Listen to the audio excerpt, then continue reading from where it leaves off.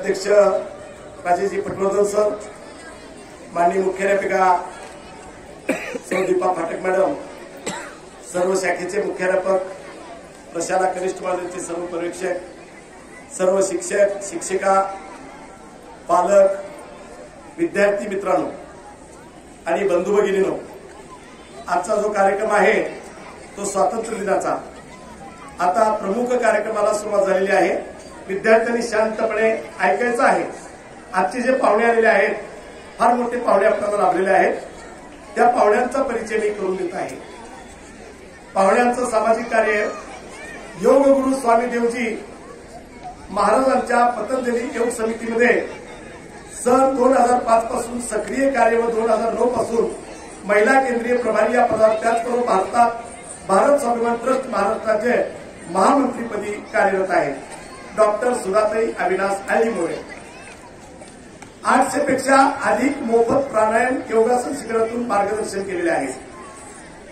विशेष शिबिरे मुस्लिम महिलांसाठी, समाजातील वंचित मुलींसाठी, वकिलांसाठी, केसग्रस्त मुलांसाठी, पोलीस, SRP, महाविद्यालयीन विद्यार्थ्यांसाठी, महिलांसाठी, HIV बाधित रुग्णांसाठी, मातृशक्तीच्या उन्नतीसाठी विशेष कार्य त्यांनी केलेले आहेत।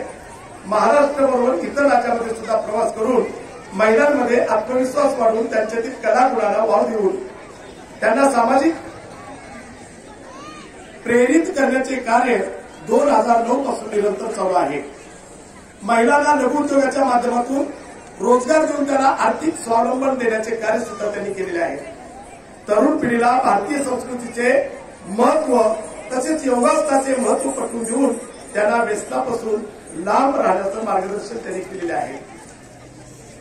मुस्लिम समाजामध्ये योगाचे महत्व पटवून देऊन त्यांच्यामध्ये योगाची गोडी वाढवण्याचं कार्य सुद्धा ते करीत आहेत। ग्रामीण भागावर लक्ष केंद्रित करून तिथल्या जनतेला आरोग्य, स्वच्छता, योग, स्वदेशी भारतीय संस्कृती व शिक्षणाचे महत्व पटवून देण्याचे सामाजिक कार्य त्यांनी केलेले आहे।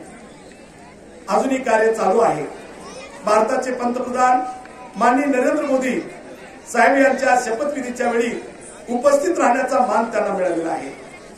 सोलापूर येथे हिंदू मुस्लिम एकता मंचाची स्थापना करून सर्व धर्म समभाव स्थापित करण्याचं विशेष कार्य त्यांनी केलेलं आहे। लोकमंगल बँकेच्या संचालकपदी ते आता सध्या कार्यरत आहे।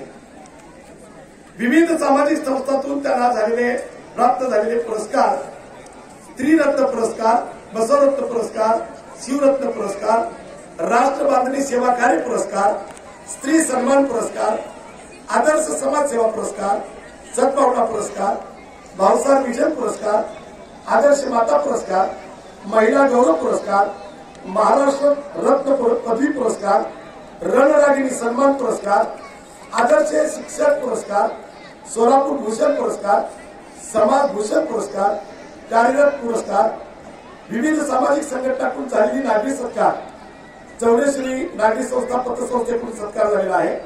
मनोरमा सखी मंच, दमानी सखी मंच, विजेता कला क्रीडा मंडळ पंढरपूर